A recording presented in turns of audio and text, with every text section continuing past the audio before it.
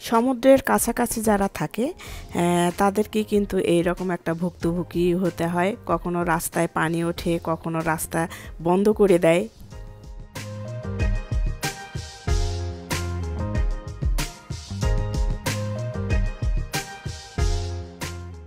আসসালামু আলাইকুম, আপনারা সবাই কেমন আছেন? আজকে আপনাদের সবাইকে নিয়ে আমার সেই মরিচ তুলতে আসলাম, আমার নাগা মরিচ।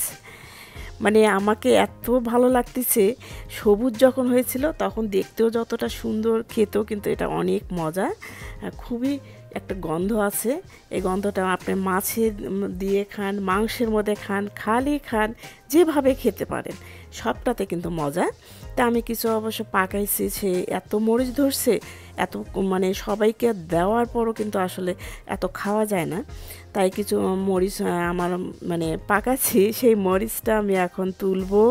আর এই মরিচটা আমি যে কোনো তরকারিতে, মাছ মাংস বা শুটকি যেটাই রান্না করি না কেন সবটাতে কিন্তু আমি দিয়ে খেতে পারবো সারা বছর।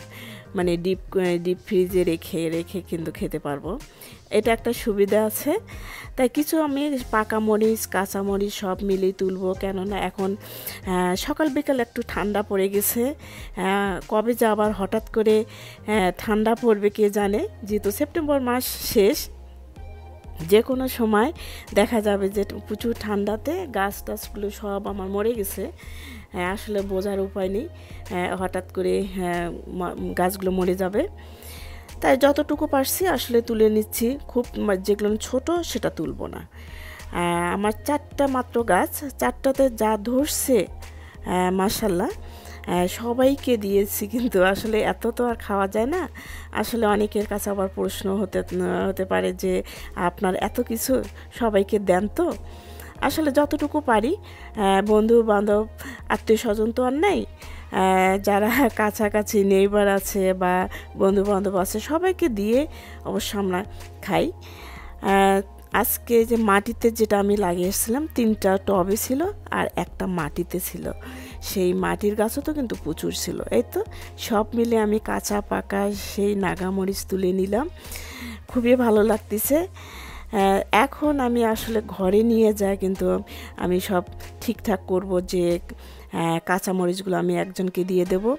আর লাউ আর হচ্ছে বেগুন তুললাম, সেটা তো আর আপনাদের দেখালাম না, অত কিছু আর কি দেখানো যায়। আর একা মানুষ, খুব তাড়াহুড়ার ভেতরে থাকি যে কোনো সময়, সব সময় আমি কিন্তু সব সবজি তুলে আসলে ভিডিও করা হয় না। যাই হোক, আমি তুলে নিয়ে আসলাম, নিয়ে আসে আপনাদের দেখাচ্ছি যে আমি লাউ ও বেগুন, সঙ্গে বেগুন, যেহেতু একবারে আমি বেশি বেগুন তুলতে পারি না, যতটুকু পারি সেটা দিয়ে দেব।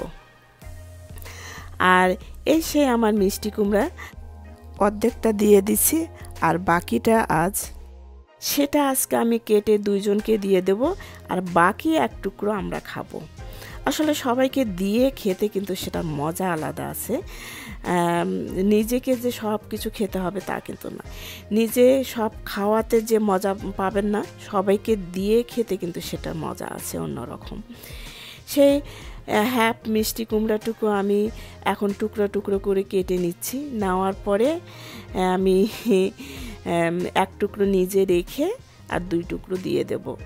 আর যেহেতু আমার খুব মিষ্টি কুমড়া খুব একটা ধরে না, দুইটা ধরছে, 2টার মধ্যে আমি একটা এই তো টুকরো টুকরো করে সবাইকে দিয়ে দিচ্ছি, আর একটা আমি রাখছি পাকানোর জন্য, যে পাকালে অবশ্য মানে অনেক দিন ধরে ধরে খাওয়া যায়। এর মধ্যে আমি রেডি হতে গেছি, আমার মেয়ে সব কিছু ব্যাগে ঢুকে রেডি করে গাড়িতে নিয়ে আসছে, সেখান থেকে আপনাদেরকে একটু আমি দেখাচ্ছি কি আমি সব কিছু নিলাম।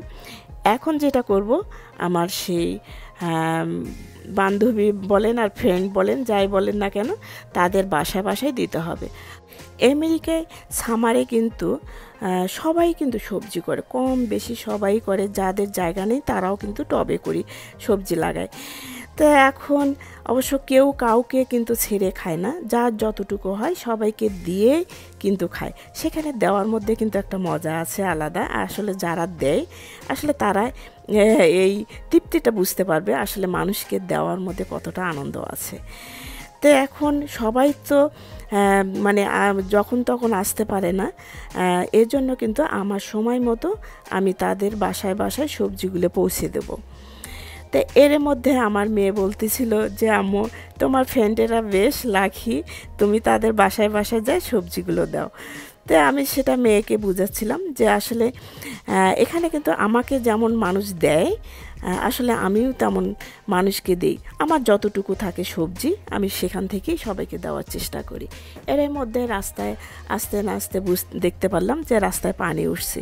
আসলে সমুদ্রের কাছে যারা থাকে তাদেরকে এই রকম মাঝে মাঝে ভুক্তভোগী হতে হয় যখন সমুদ্রের জোয়ার ওঠে।